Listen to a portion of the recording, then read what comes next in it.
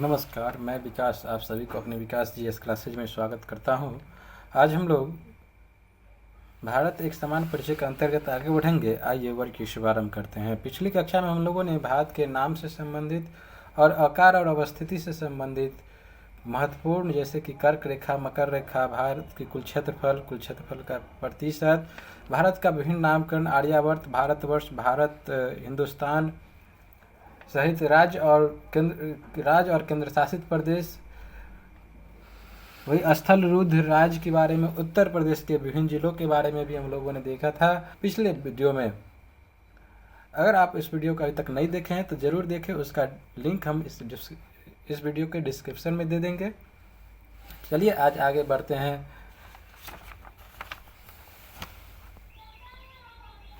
NCR से संबंधित जिले हैं। सबसे पहले यहाँ से हम आगे बढ़ेंगे इस समान परिचय के अंतर्गत। एनसीआर में कुल देखा जाए तो भारत के अभी तक वर्तमान में कितने जिले को शामिल किया गया है, और एनसीआर में अभी तक कुल 22 जिलों को शामिल किया गया है। और सबसे पहली बात करें एनसीआर का फुल फॉर्म क्या होता है, तो नेशनल कैपिटल रीजन। एनसीआर का full form national capital region, और ये बनाया कब गया, तो 1985 में। एनसीआर जिला कब बनाने के बारे में सोचा गया, कब प्रावधान लाया गया, तो 1985 में। इसमें कुल कितने वर्तमान में जिले शामिल हैं, तो वह है 22 जिला। एनसीआर का full form national capital region होता है। क्या होता है, नेशनल कैपिटल रीजन। इसके अंतर्गत हरियाणा के कितने, तो कुल 13 जिले, उत्तर प्रदेश के कुल 7 जिले और राजस्थान के 2 जिले शामिल है। राजस्थान एक ऐसा राज्य है जिसके कि दिल्ली से सीमा नहीं लगता है, लेकिन उसको भी शामिल किया गया। राजस्थान के भी 2 जिलों को शामिल किया गया है, अलवर और भरतपुर को। तो एनसीआर यहाँ एक बात करें, यहाँ हम लोग तो देख लिया 22 जिला को शामिल किया गया। क्यों शामिल किया गया, एनसीआर बनाने का कारण क्या था, तो हम लोग ये बात सबसे पहले देखिए। एनसीआर जो है यह दिल्ली से संबंधित है। मुख्य रूप से बात किया जाए दिल्ली के ऊपर जो लोड है, जो वर्क लोड, जो वहाँ के लोगों की अत्यधिक मात्रा में लोग वहाँ रहते हैं, वहाँ के इंफ्रास्ट्रक्चर, वहाँ के भूमि के संबंधित जो दबाव है, उन सभी दबाव को कम करने के लिए यह एनसीआर जिला को बनाने का एक लक्ष्य रखा गया है। इसके अंतर्गत क्या क्या होती है जिला में, तो डेवलपमेंट किया जाता है। डेवलपमेंट पर विशेष जोर दिया जाता है, सभी डेवलप क्षेत्रों के विकास पर इन सभी जिलों में। और पहला क्या था, डेवलपमेंट का विशेष। दूसरा होता है जो कि भूमि उपयोग के नियंत्रण के लिए सामंजस्य नीति का निर्माण कर, जो भूमि है उस भूमि का किस तरीके से अच्छे तरीका से उपयोग किया जाए, उसके नियंत्रण के लिए सामंजस्य नीति का निर्माण किया जाता है। और तीसरा है डेवलपमेंट ऑफ इंफ्रास्ट्रक्चर आधारभूत ढांचा का विकास किया जाता है इससे संबंधित जिले में। अगर बात करें एनसीआर किस मिनिस्ट्री के अंतर्गत आता है, तो याद रखिएगा मिनिस्ट्री ऑफ अर्बन डेवलपमेंट के अंतर्गत एनसीआर को शामिल किया गया। एनसीआर का full form national capital region. NCR में कितने जिले, तो 22 जिले। आइए मैप से संबंधित हम लोग देखते हैं। इस मैप में कुल जितने भी 22 जिले हैं, 22 जिलों को दर्शाया गया है। इस साइड वाले जो हैं ये सभी हो गए आपके हरियाणा राज्य से संबंधित, नीचे है ये राजस्थान, और ये ग्रीन वाले जो देख रहे हैं ये है यूपी से संबंधित। हरियाणा के कौन कौन सा के, फरीदाबाद, गुरुग्राम, मेवात, रोहतक, पानीपत, रेवाड़ी, झज्जर, पानीपत, पलवल, भिवानी, महेंद्रगढ़ और जींद और करनाल को शामिल किया है। कौन कौन से हैं, तो यहाँ हम लोगों ने देखा कि यह है करनाल, जींद, पानीपत, रोहतक, सोनीपत, भिवानी, उसके बाद झज्जर के नीचे हम लोग देखें तो गुरुग्राम के नीचे हम लोग देख सकते हैं पलवल के नीचे हम लोग देख सकते हैं फरीदाबाद के नीचे है रेवाड़ी और मेवात। ये सभी जिले कहाँ के हैं, तो ये सभी हरियाणा राज्य से संबंधित है। अगर हम लोग बात करें यूपी के कौन कौन से जिले शामिल हैं, तो यूपी के हैं मुजफ्फरनगर, उसके बाद है बागपत, इसके नीचे देखें तो मेरठ के बगल में देखें यहाँ पर तो हापुड़ से नीचे देखें तो है बुलंदशहर, और बुलंदशहर से इधर देखें तो गाजियाबाद, और गाजियाबाद के बाद देखें तो गौतम बुद्ध नगर। तो कौन कौन से यूपी के, तो मुजफ्फरनगर, बागपत, मेरठ, हापुड़, बुलंदशहर उसके बाद गौतम बुद्ध नगर, उसके बाद था गाजियाबाद। तो ये दोनों कहाँ के देखे हम लोगों ने, यूपी और हरियाणा के। और राजस्थान के मात्र 2 जिलों को शामिल किया गया है, अलवर को और भरतपुर को। तो कुल कितने जिलों को हम लोगों ने देखा, तो कुल 22 जिलों को शामिल किया गया है एनसीआर में। इसके आगे हम लोग देखें पड़ोसी देश से संबंधित। पड़ोसी देश, भारत की जो है स्थलीय सीमा 7 देशों से साझा करते। कितने देशों से स्थलीय सीमा, 7 देशों से। उत्तर पश्चिम की बात करें तो वह है पाकिस्तान और अफगानिस्तान। उत्तर पश्चिम में कौन कौन से है, उत्तर पश्चिम में पाकिस्तान और अफगानिस्तान। उत्तर में है चीन, नेपाल और भूटान। पूर्व में म्यांमार व बांग्लादेश लगी हुई है। तो दक्षिण में कौन है, तो दक्षिण की बात करें तो वो है द्वीपीय देश, जो है भूटान, जो है श्रीलंका और मालदीव। तो 7 स्थलीय सीमा वाले कौन कौन से देश हैं, तो उत्तर पश्चिम में बात करें तो पाकिस्तान, उत्तर में चीन, नेपाल, भूटान, पूर्व में म्यांमार, बांग्लादेश और म्यांमार, और दक्षिण की ओर देखें तो 2 है द्वीपीय देश। कौन कौन से द्वीपीय देश, तो श्रीलंका और मालदीव।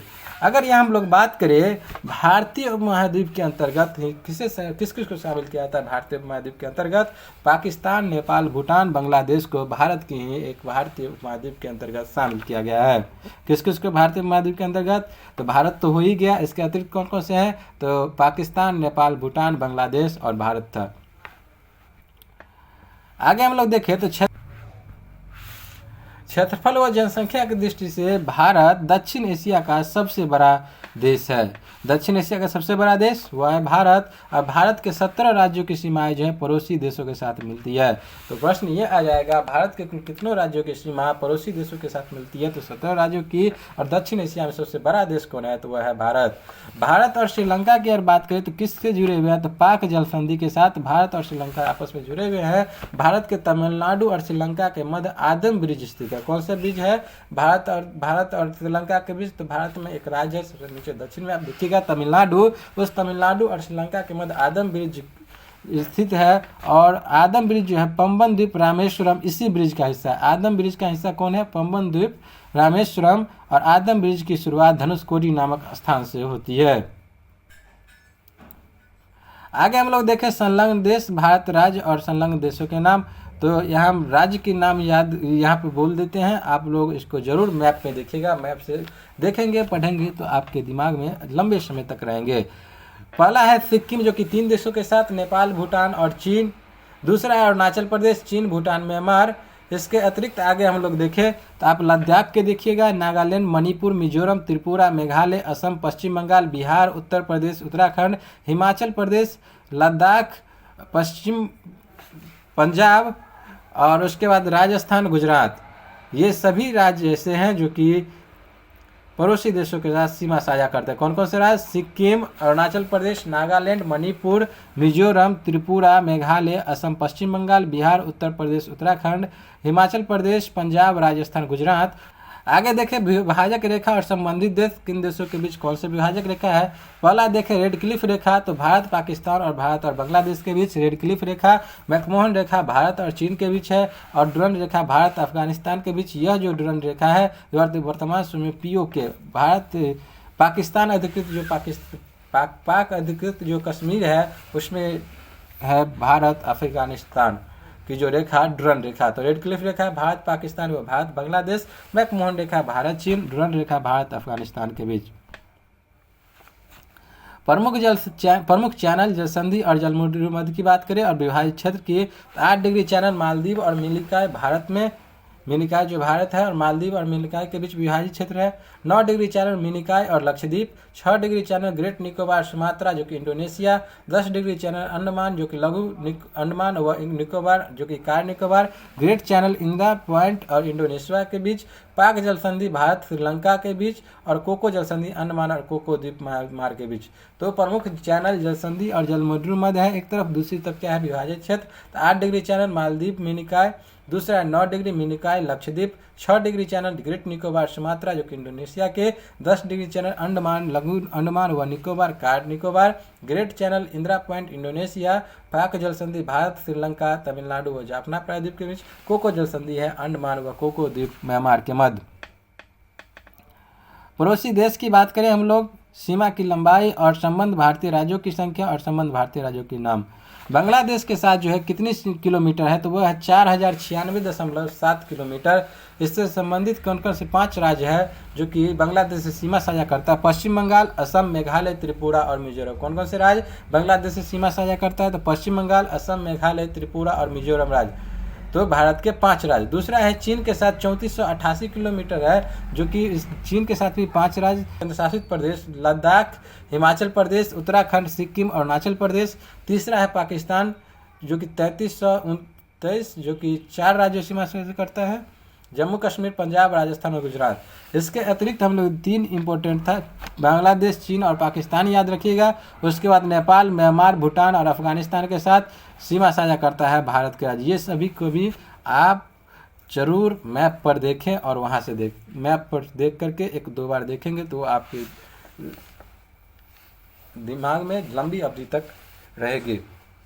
कौन कौन से देश के साथ भारत जो है सो स्थलीय सीमा साझा करता है? तो बांग्लादेश, चीन, पाकिस्तान, नेपाल, म्यांमार और भूटान और अफगानिस्तान। सबसे ज़्यादा बांग्लादेश के साथ, उसके बाद चीन के साथ, उसके बाद पाकिस्तान के साथ सीमा साझा करता है। आगे हम लोग देखें राज्यों और राजधानी के संबंधित, तो यहाँ शुरू में दिया गया है जम्मू कश्मीर। राज्य और केंद्र शासित प्रदेश दोनों की हम राजधानी देखेंगे। पहला दिया गया है जम्मू कश्मीर, तो जम्मू कश्मीर वर्तमान समय एक यूटी है, अर्थात केंद्र शासित प्रदेश है, तो इसको अभी छोड़ दीजिए आप। वर्तमान समय देखा जाए तो भारत में 28 राज्य है और 8 केंद्र शासित प्रदेश। कितने हैं राज्य की संख्या? तो वह है 28। केंद्र शासित प्रदेश कितने हैं? तो 8। केंद्र शासित प्रदेश को पहले हम लोग देख लें, तो केंद्र शासित प्रदेश में आता है अंडमान व निकोबार द्वीप समूह, याद रखिएगा।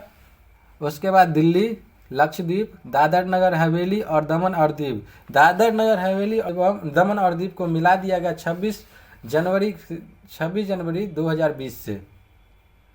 उसके बाद चंडीगढ़, पुडुचेरी और जम्मू कश्मीर और लद्दाख। कितने हैं केंद्र शासित प्रदेश? तो जम्मू कश्मीर हो गया, दमन एवं दीव और दादर एवं नगर हवेली। उसके बाद तीसरा है चंडीगढ़, चौथा है पुडुचेरी, 5वां है लक्षद्वीप, 6ठा है अंडमान एवं निकोबार द्वीप समूह और उसके बाद राष्ट्रीय राजधानी क्षेत्र दिल्ली और सबसे अंतिम लद्दाख। तो यहाँ अगर बात कर ले हम लोग, यहाँ जम्मू कश्मीर तो एक यूटी है, केंद्र शासित प्रदेश। इसकी राजधानी कहाँ है? तो श्रीनगर, जो कि ग्रीष्मकाल के लिए, और जम्मू है सर्दियों में। जम्मू कश्मीर की राजधानी कहाँ है? तो श्रीनगर है ग्रीष्मकाल की राजधानी और जम्मू है सर्दियों की राजधानी।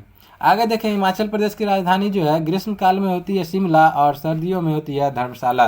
पंजाब की राजधानी चंडीगढ़, हरियाणा की राजधानी चंडीगढ़, उत्तराखंड की राजधानी देहरादून, उत्तर प्रदेश की राजधानी लखनऊ, राजस्थान की राजधानी जयपुर, गुजरात गांधीनगर, मध्य प्रदेश भोपाल, छत्तीसगढ़ रायपुर, बिहार का पटना, झारखंड रांची, उड़ीसा भुवनेश्वर, महाराष्ट्र मुंबई, कर्नाटक बेंगलुरु, केरल तिरुवनंतपुरम, तमिलनाडु चेन्नई, आंध्र प्रदेश हैदराबाद, जो कि अमरावती प्रस्तावित किया गया, और तेलंगाना हैदराबाद, पश्चिम बंगाल कोलकाता, गोवा पणजी, सिक्किम गंगटोक, असम दिसपुर, अरुणाचल प्रदेश ईटानगर, नागालैंड कोहिमा, मणिपुर इम्फाल, मिजोरम आइजोल, त्रिपुरा अगरतला और मेघालय शिलोंग। तो यह हम लोगों ने कितने राज्यों की राजधानी देखे? 28 राज्यों की राजधानी। अब देखते हैं केंद्र शासित प्रदेश के अंतर्गत, तो इसमें केंद्र शासित प्रदेश में सबसे पहले देखिए ये जो दमन और दीव और दादर नगर हवेली है, इसे 26 जनवरी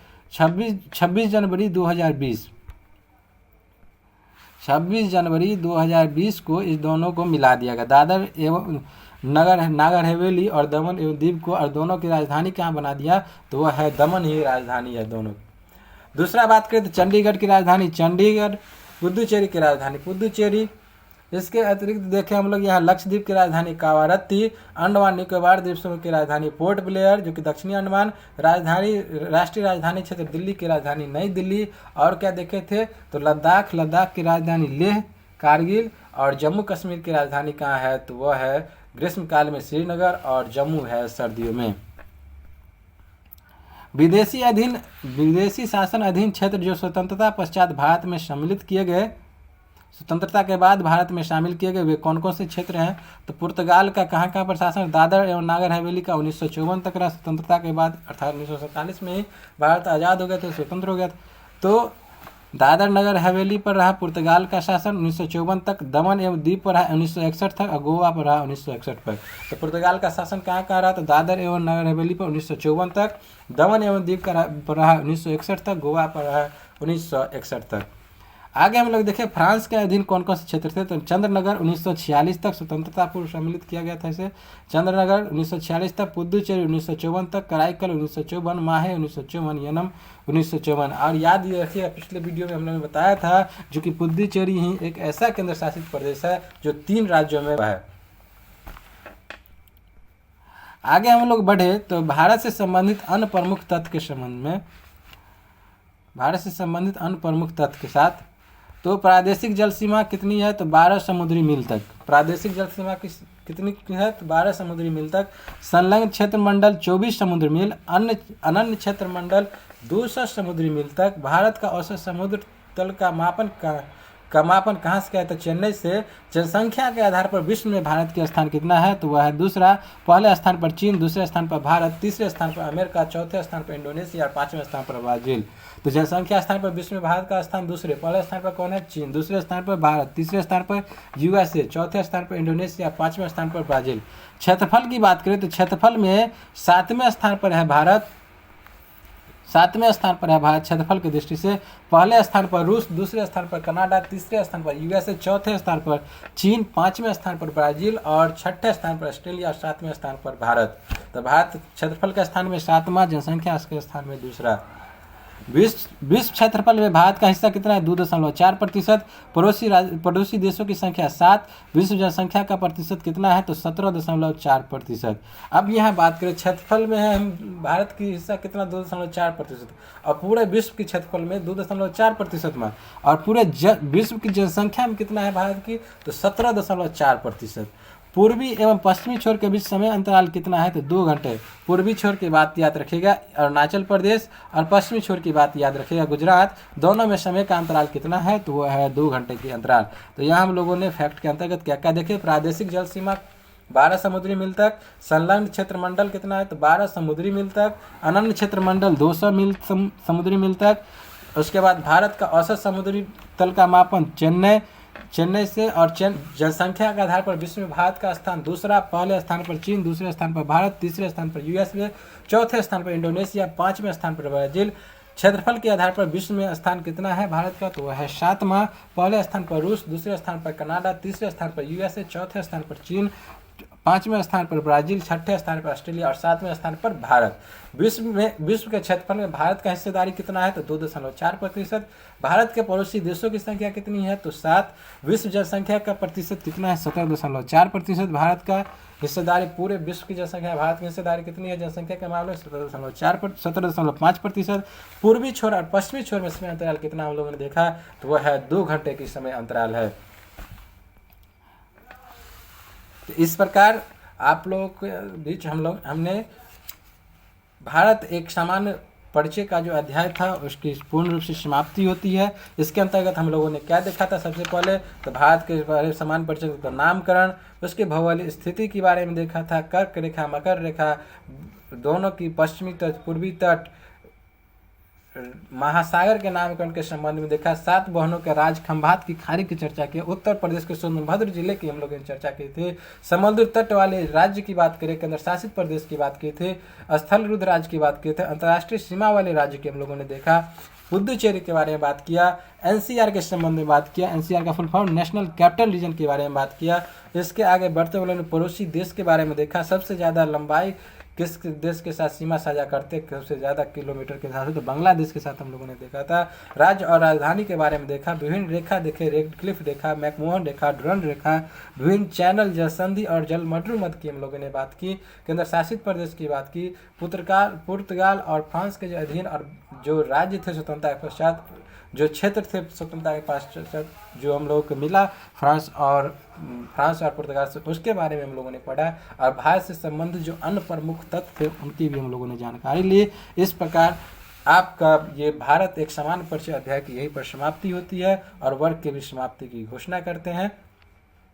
और अगर आपने पिछली वीडियो नहीं देखा है तो जरूर जाकर देखें। दोनों वीडियो देख लेंगे तो भारत एक समान परिचय पर आपका एक बहुत अच्छी एक पकड़ बन जाएगी। और याद रखिएगा जब ज्योग्राफी पढ़ते हैं तो इसके लिए मैप को जरूर अध्ययन में लाएं। इसके साथ आज की वर्ग की समाप्ति यहीं पर करते हैं। साथ ही अगर हमारे चैनल को आपने अभी तक सब्सक्राइब नहीं किया है तो कृपया जरूर सब्सक्राइब करें। इसके साथ मैं आप लोगों से जाने की इजाज़त लेता हूँ। मैं विकास, जय हिंद।